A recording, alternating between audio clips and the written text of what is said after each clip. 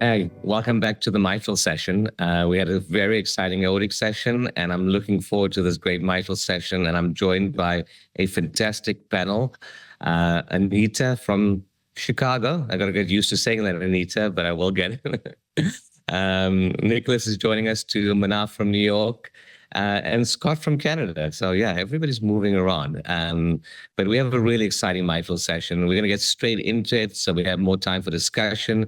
And Anita, I think you start off giving us really where we stand now and what contemporary intervention, transcatheter intervention for the mitral valve looks like. Yeah, thank you, Azeem. Great. So I'm going to be talking about contemporary mitral valve intervention in 2025.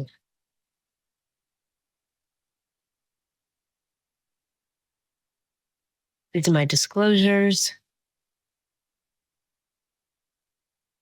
I think it is important to remember where we are in 2025 and just sort of looking at the landscape of the type of mitral valve interventions we're actually doing.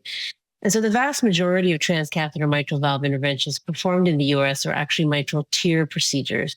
And just to remind you, the current approval is DMR, high prohibitive risk for both MitraClip and Pascal. And for FMR, according to the COAP criteria, MitraClip is approved to treat functional or secondary mitral regurgitation. And this is a little bit of an older study from the TVT registry, but what you can see is how these procedures have dramatically increased from 2014 to 2019, and looking at how small a percentage actually TMVR is playing in these overall procedures. So what type of patients are we treating right now with TIO? Doesn't look like we're doing any off-label use in low-risk populations. So we know that these devices are primarily being used for higher prohibitive risk for patients for surgery, and then secondary MR patients who have symptomatic mitral regurgitation. What are the outcomes for these types of procedures? And I think this also is important. So this is data from 2021, also published from the TVT registry.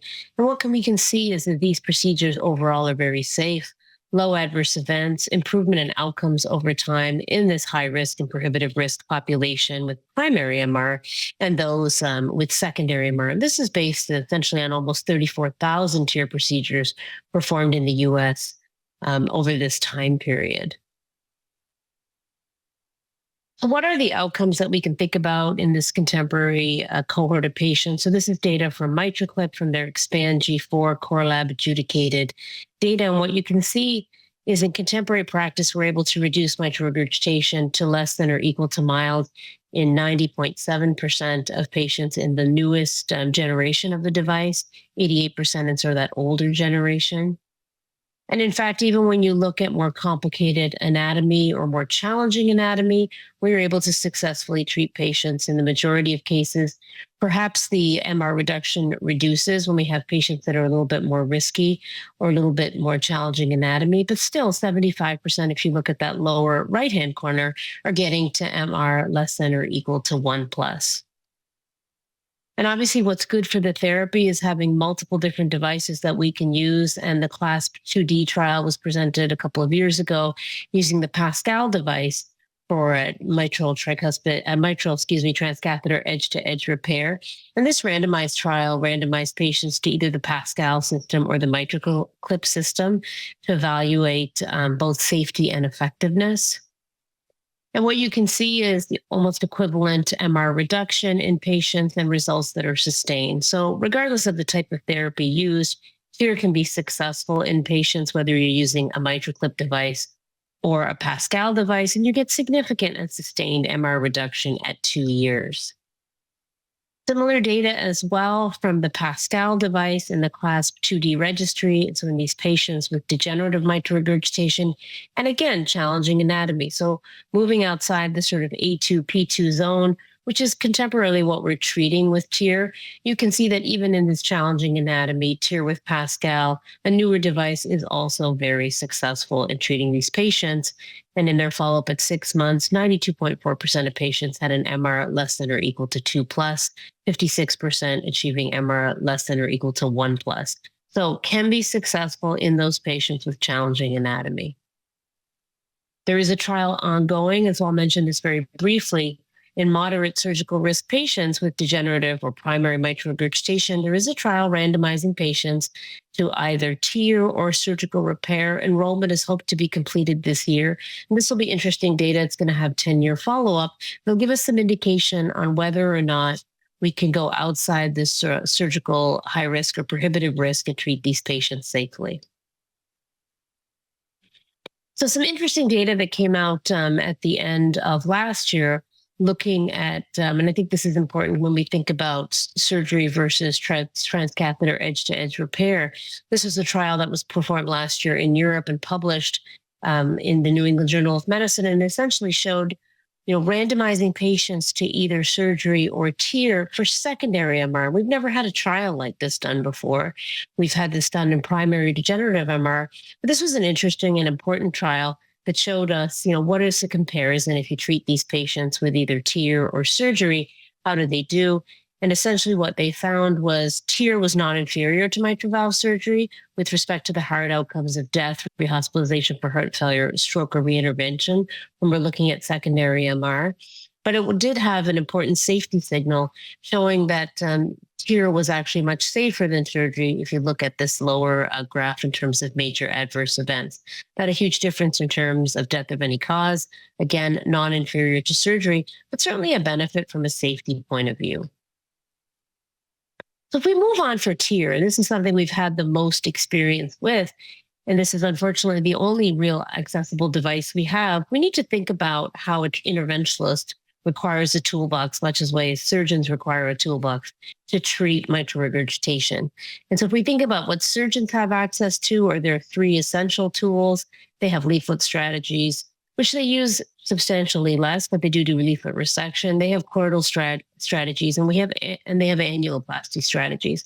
And if we're to translate the surgical toolbox to a transcatheter toolbox, these would be potentially the three essential tools that we would also need.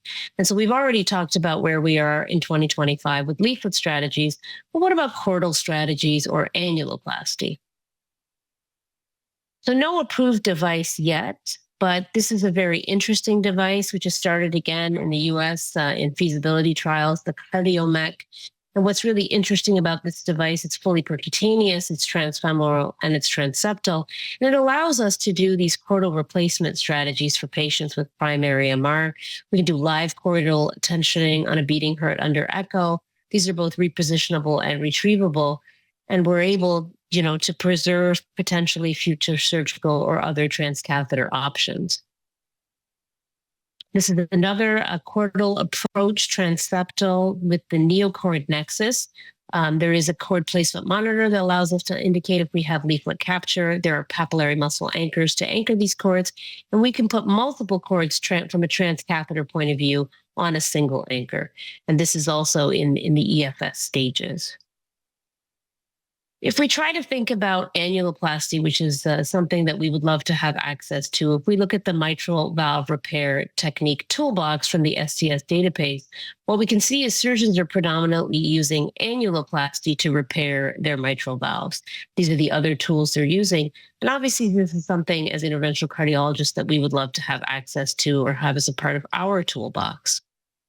And so there are some interesting devices, and these are some slides that I got from Isaac George. But this is a really interesting potential transcatheter solution. This is the Amend ring, which allows us to perform, from a transcatheter point of view, this anterior-posterior reduction by implanting this ring. This is a direct annuloplasty repair. It's a D-shaped, closed, semi-rigid ring, which could also potentially provide a docking station for valve-in-valve procedures later on. It has an interesting anchoring mechanism, and it does, in fact, replicate the gold standard of that surgical solution, which we see surgeons using 94% of the time. It will allow this AP reduction and we can allow us to perform a staged intervention. So we can do an annuloplasty repair and potentially also perform transcatheter edge-to-edge repair. Another interesting annuloplasty solution that is in preliminary studies is the Silera bridge. And as you can see, this has an interesting way of performing an annuloplasty. It's the modular direct annuloplasty system, so a little bit different from what we've seen from a surgical point of view. And it has 3 components. It has a medial trigonal anchor, a lateral anchor, and a posterior bar. And the advantage of this as well, in terms of annuloplasty, it does enable us to perform direct AP reduction. It will adapt to varying forms of functional mitral regurgitation, has a relatively low profile within the left atrium, but a lot of things we don't know yet about this device. It's early days. And as you can see, the difference between this and the Amend, it would likely not provide a suitable anchor for valve-in-valve procedures down the line.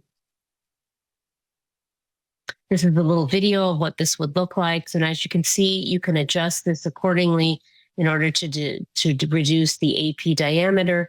And it has sort of flexible, ways to control either the medial side or the lateral side.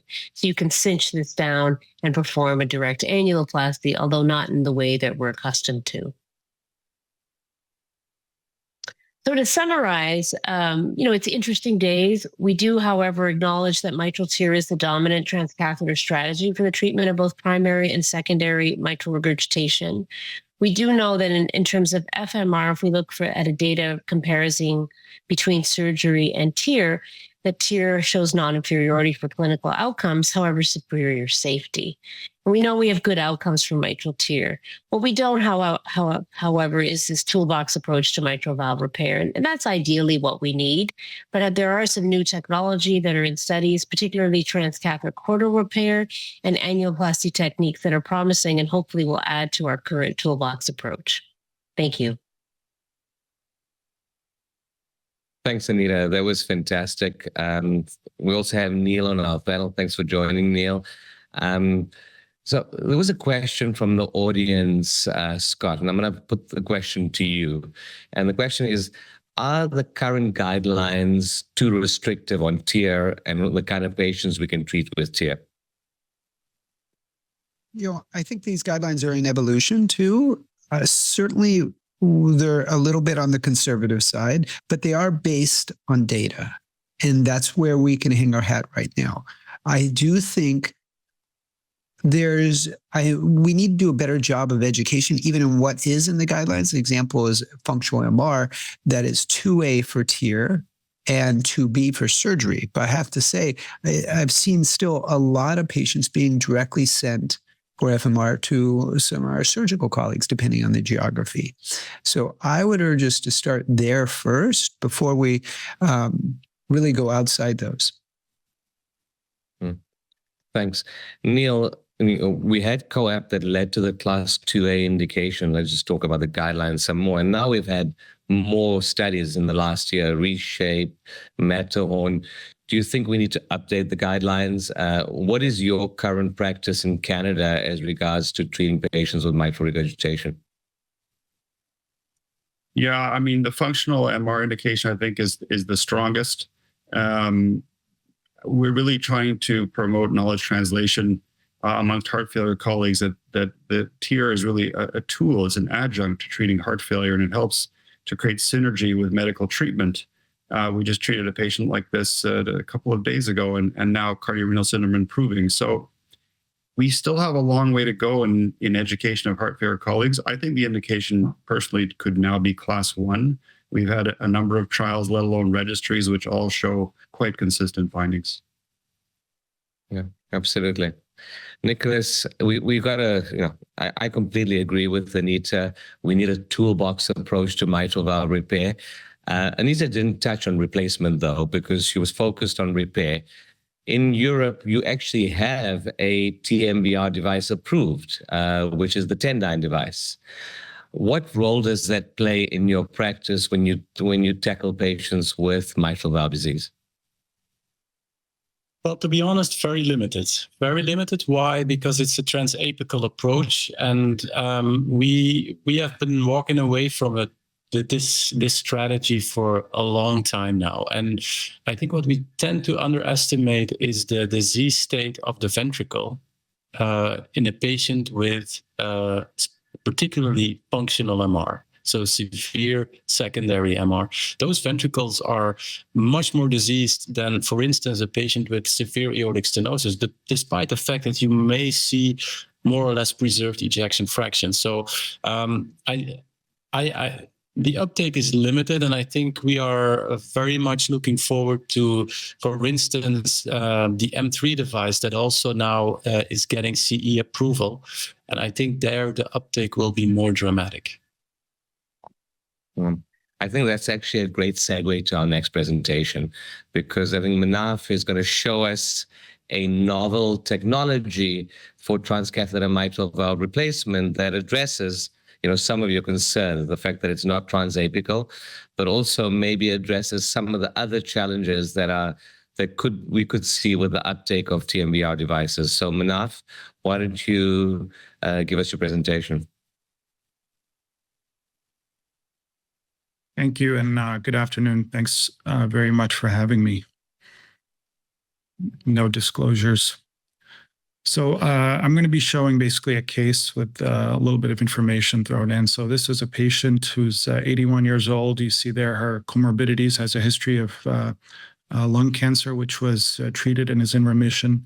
Of note, she's quite small, 1.6 meters, with a weight of 47 and a BMI of 18, and also quite frail. History of coronary disease, atrial fibrillation, moderate AS, moderate severe TR, and also severe mitral regurgitation. With NYHA class 3 symptoms, she was really suffering and had recurrent heart failure hospitalizations. Her transthoracic echocardiography, as previously mentioned, shows a preserved ejection fraction, most notably this very severe mitral regurgitation, non-critical AS, and 3+ TR. She had a coronary disease that was fixed. And there you can see her right heart cath numbers. Won't go through them, but basically elevated filling pressures with a prominent V wave consistent with her severe MR. On transesophageal echo, we can see this very severe MR jet that's related to bileafral prolapse and annular dilation. There's fibrocalcific valve degeneration and lots of disease of the leaflets as well, but also moderate severe mitral annular calcification. And this very broad MR jet that you can see here on the bicommissural view really spans the coaptation line. We thought she was clearly suboptimal for edge-to-edge repair. And so the discussion was, what do we offer this patient? Given her frailty, she was not deemed a surgical candidate. Her anatomy ruled her out for edge-to-edge repair. And therefore, we decided to evaluate her for a transcatheter mitral valve replacement. This is her CT here. The thing I just wanted to highlight again was this severe mitral annular calcification that you can see here. Had an average diameter of about 45 millimeters. As we all know, the TMVR landscape is quite broad. This is a non-exhaustive list of some of the mitral transcatheter and transapical, in the case of Tendyne, options that we have available. However, many of these devices suffer from a very high screen failure rate, primarily related to LVOT obstruction, as well as mitral valve annular size and mitral annular calcification, which are all things that we had to deal with this patient. And in fact, she was screen failed for 2 other transcatheter devices. She, however, was evaluated for the AltaValve implant. So I'll talk a little bit about that. Basically, it's a novel transcatheter transeptal mitral valve replacement that's fixates kind of uniquely in that it achieves fixation with primarily left atrial oversizing. It's made of this nitinol cage, which is the stent cells that forms the primary fixation in the left atrial, an annular ring, which has 3 sizes, as you can see here, and doesn't directly interact with the mitral valve or fixate on the mitral valve, but does provide sealing, and then a bovine pericardial tissue valve, which is 27 millimeters. All of this is delivered through a 29 French transeptal delivery system. The procedural steps are kind of highlighted here, basically transseptal access navigation and deployment, but I won't spend too much on this because we're actually going to see in the next slide the case in the box. So I'll sort of narrate what we're doing here as we go through. So we have Azeem as primary operator. Edwin Ho is doing our transesophageal echocardiography. So you see us here, we've gained transseptal access in the usual fashion through a 29 French venotomy. You can see us steering down into the mitral annulus here. And because of her MAC, you can actually see the mitral annulus quite well. And this was a nice marker that we had on fluoroscopy, but of course also looking at echo. This device doesn't require coaxiality. Primarily, the goal is to achieve this left sort of this lateral wall engagement with a depth of about 15 millimeters. And you can see the way that the valve is moving on fluoroscopy indicates that we have made good contact with that lateral annulus. Very controlled procedure, hemodynamically stable the whole time. As we were starting to unsheath the device, you can start to see that the chimney or the bovine pericardial working part of the valve has sort of opened. We have flow through there now. And as we were opening the device, we noticed, as you can see on the fluoroscopy, that the valve has started to come up a little bit. Now in systole, almost at the level of the annulus, a bit higher than our 15 millimeter implant depth goal. And so again, in a very controlled fashion, we were able to recapture the device with the goal of trying to implant it a little bit deeper. And you can see us doing that here. We've also cinched down with a little snare the chimney or the bovine pericardial valve there to allow us to resheath the valve into the catheter. We've now started to flex it a little bit deeper. You have these nice echo images as well that are showing us the same thing on the bottom left hand of your screen. As we flex a little further, we are able to gain a little bit more ventricular depth. And you'll see soon that we are deeper, like you can see here. And now we'll start to, in a very controlled way again, unsheath the valve.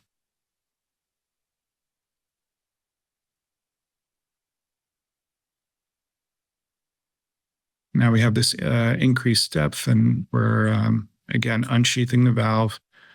You see that little waist at the bottom, the most ventricular part of the valve. That's the working part of the valve. And now what I'm going to do is sort of release a snare, which will open up the very bottom ventricular aspect.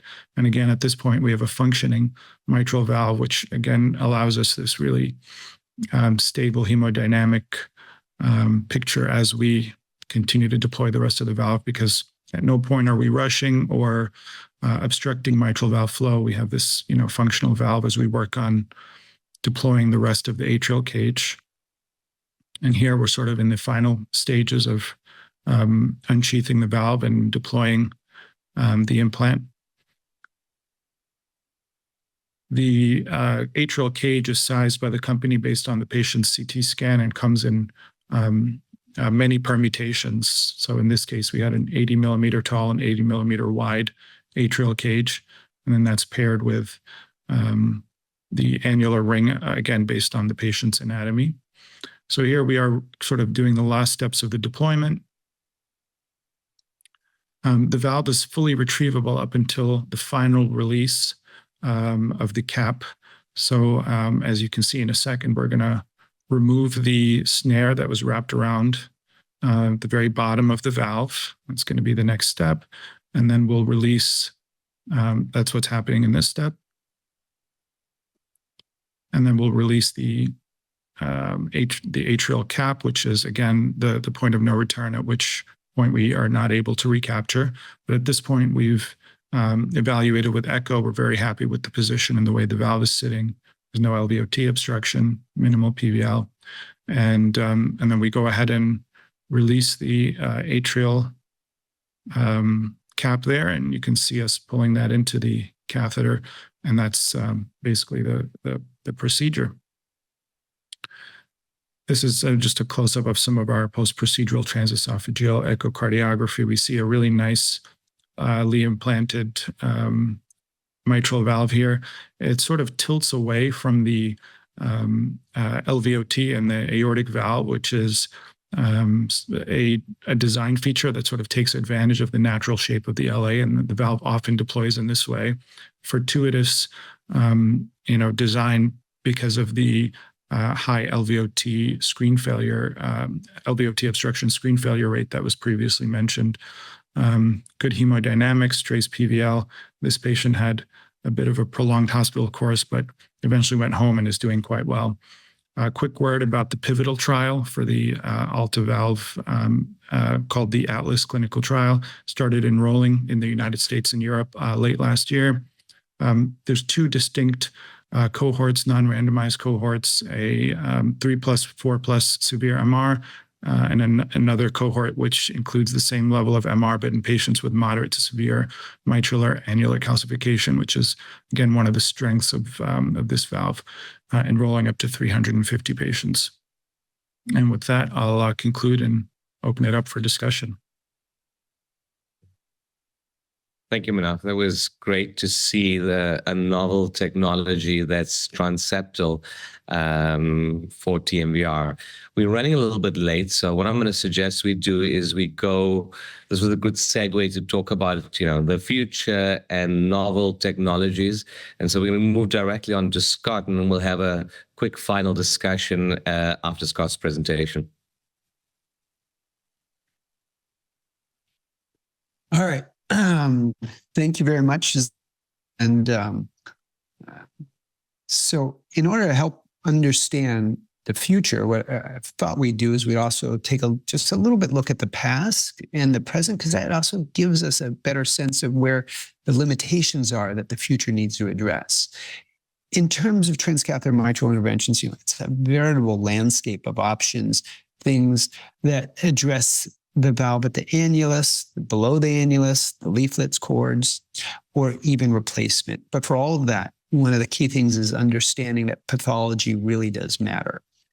And I think going back to the old Carpentier classification is helpful in this, and looking at it with an eye of what we currently have, which, as Anita showed very nicely, majority of this is transcatheter edge-to-edge therapies.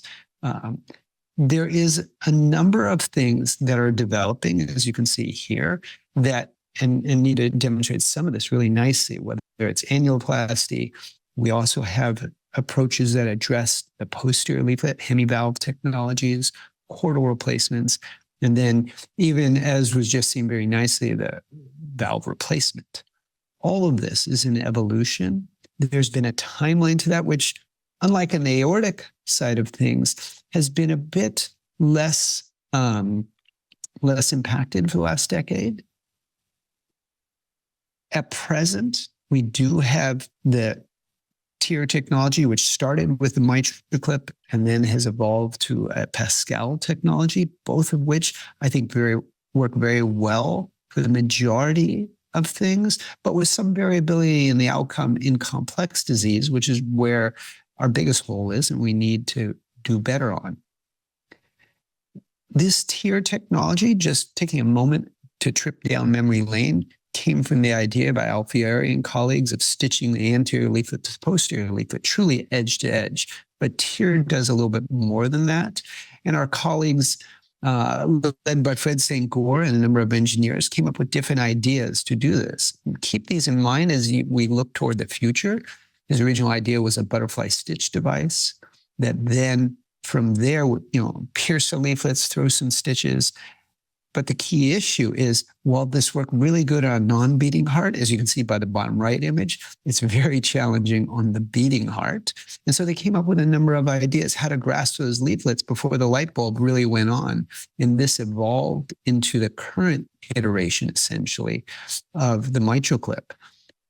The MitraClip has evolved to a degree, but we've kept the underlying design of it the same. We're now in the 4th generation in the commercial clinical usage of it.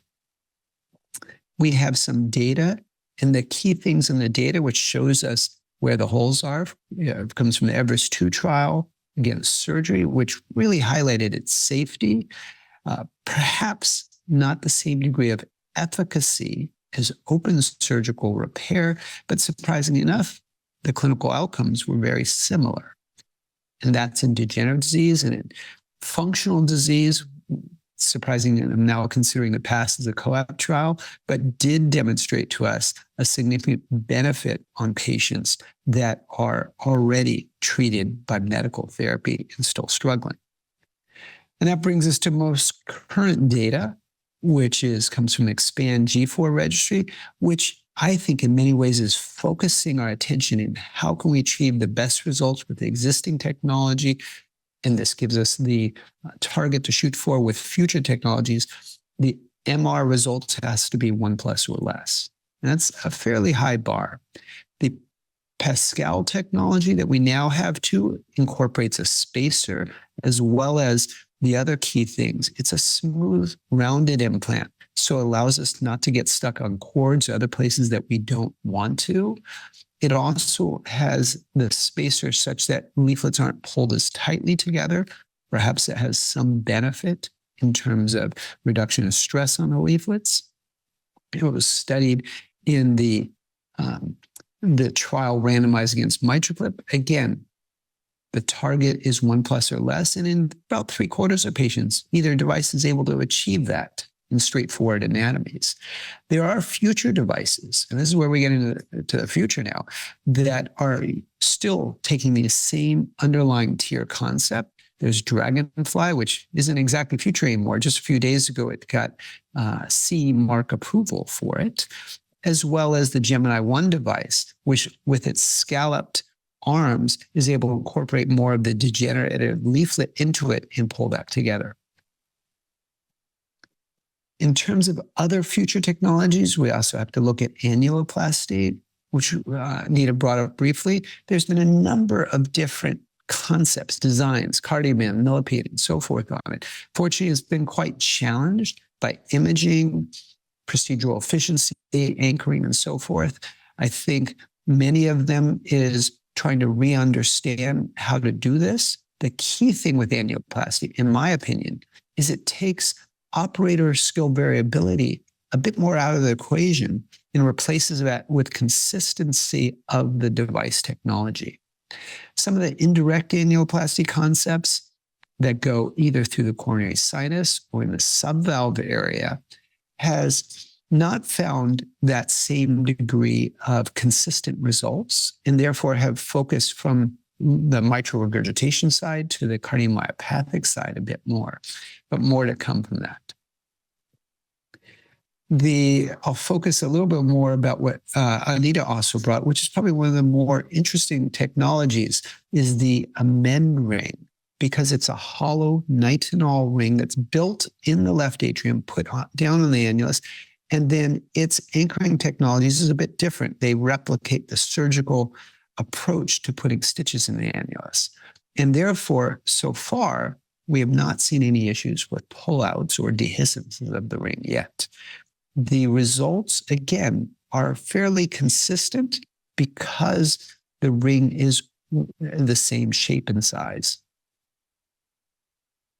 Here's an example of a recent transeptal amend case. The technology originally started transapical, and then as it has evolved, has improved.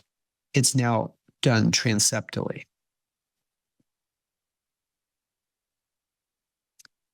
As you can see here, one of the real advantages of it, besides the consistent result, is it preserves future options. So now I'll focus a little bit more on hemivalves, which really target the posterior leaflet, because the posterior leaflet is, in functional MR, what it's all about, because the majority of the restriction, the majority of the disease tends to focus on that for the mitral valve. And a number of different technologies have tried to more directly address that. Here's an example of two of them: Polaris with their MR-ACE device on the left, a half-moon technology on the right. I'm going to focus a little bit more on Polaris, because while the half-moon technology we've had some experience with and is interesting for financial reasons, they're not enrolling anymore right now. What the Polaris device is augments essentially replaces that posterior leaflet, as you can see here. It's delivered transvenous transeptally. It allows the operator to position it directly on the posterior side, to move it around, and even potentially completely take it back out if your position isn't adequate there. There's a primary anchor that's driven, and then once you orient it, allows you to place the secondary anchors, as you can see there. Again, it can be taken back up and repositioned. There is been some iteration to it, because essentially the front part of the MRACE device has been replaced with a pericardial leaflet. And the advantage of this too is theoretically this should preserve future options. We have to consider though what those options are, as the posterior replacement probably would angle any future TMVR designs a bit more to the LV alpha tract. As you can see here by the in motion images, that posterior leaflet is now more directly coapting with the anterior. I'll run through this example from a recent case here. I think this does leave a few more options open, because potentially if this works, great. But if later on patient continues to degenerate, still leaves open the option for subsequent TIR.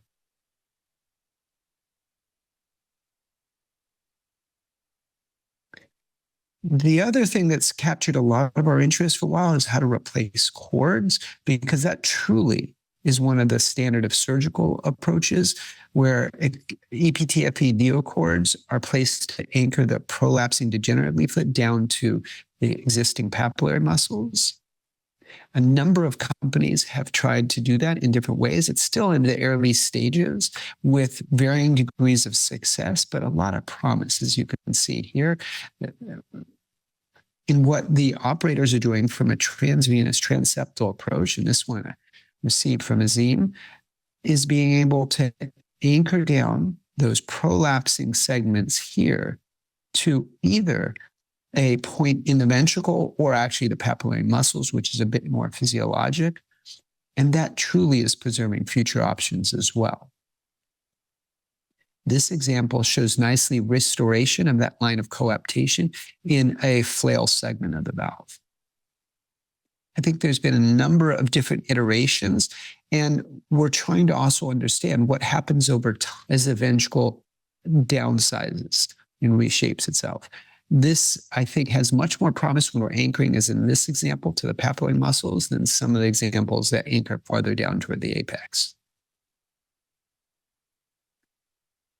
This case was given to me by Mike Rinaldi, who recently done this one, and also showed different ways of tensioning on the beating heart. And we're learning how much tension to try and apply to deal with as the heart remodels. Lastly, as we've all been talking about a bit more, is TMVR designs. There is a whole host of designs. We've migrated a bit more from the transapical to transeptal, but we've been struggling with the screen failure rates and complex technologies. For all this, I think the out-of-the-box ideas really do hold promise.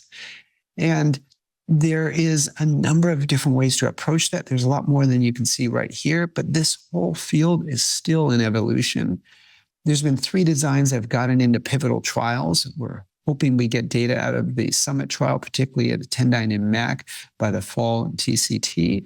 M3 also has finished their enrollment, so we're looking forward to seeing that data soon, because fundamentally we're all trying to answer the question is, in which patient? Clearly, as in these examples with mitral annular calcification, we're really looking for out-of-box designs that can work for these patients with difficult disease. So I think there's been an evolution to these future designs, which are just about here in many ways. We're trying to use them for much more complicated anatomy. And I do think I and the previous speakers have all said we need a toolbox approach to this. So with that, thank you. Scott, that was truly a phenomenal presentation. I mean, it really covers everything. If you want to know about what's happening in mitral in the future, that was the one presentation to watch. And I'm sure people will come back to watch it online. We're unfortunately running a little late, so I thought we'd just address. There were a couple of really interesting questions from the audience, if we could address those. So I'm going to give the first one to Anita. Anita, the question was, and you showed this, with TIA being so safe, the question was, who is the ideal target population for TMVR? Is it only TIA ineligible patients, or could this be applied to a broader patient population? Yeah, I think that's a great question. And there's just so much that's left unknown with TMVR. I think the quick answer is, for now, given the challenges with these devices, in particular the screen failure rate and some of the complications, it seems that the best approach is patients who are not eligible for TIR, understanding, however, the limitations of TIR and the ability to do subsequent procedures after that. But in the current status, I think that's going to be the patient population we're going to be looking at. Okay. Thanks, Anita. Neil, there was another, just maybe a quick response. One of our colleagues is asking, and I'm sure the colleague has a patient like this, that could TMVR be performed in a post-MI patient who previously had TIA as a salvage therapy, or does that patient not have any options? It's a great question. So we need dedicated devices to remove clips. In the meantime, there is electrical surgery techniques like ElastiClip, which have been done successfully, several different platforms, starting with Tendyne, but also M3 and Intrepid. So there are some salvage techniques that are available in the right patient that helps them to avoid surgery. Okay. Yeah, Azeem, if I could just add one more piece real quick before we totally run out of time. In regards to the question that you asked, Anita, fundamentally, there's a surgical predicate from the CTSN trials and functional MR that replacement of the valve beat out repair. And I think we need to study that in the FMR patients for transcatheter therapies. And so this really is a call out to our colleagues in regulatory and industry to take that opportunity. I think that's the biggest way that we can move the field forward, is looking at those patients and calling for a randomized trial in them. I think we're actually going to see that later this year, right? I mean, all the studies so far have been TIA-ineligible patients, but there are at least 2 studies I know of, starting one this year and maybe one later, maybe next year, that's going to be randomizing patients with FMR to TIA versus TMVR. And I think that's going to be very exciting when we see that, because it will help answer that question. I really wanted to thank you all for your time. I would love to stay and talk with you guys for the rest of the day, but I keep getting hearing in my ear that we need to move forward because we still have a tricuspid session. So Scott and Manaf in particular, because since you won't be in the next session, thank you so much for joining us and for the great presentations as we move on to tricuspid.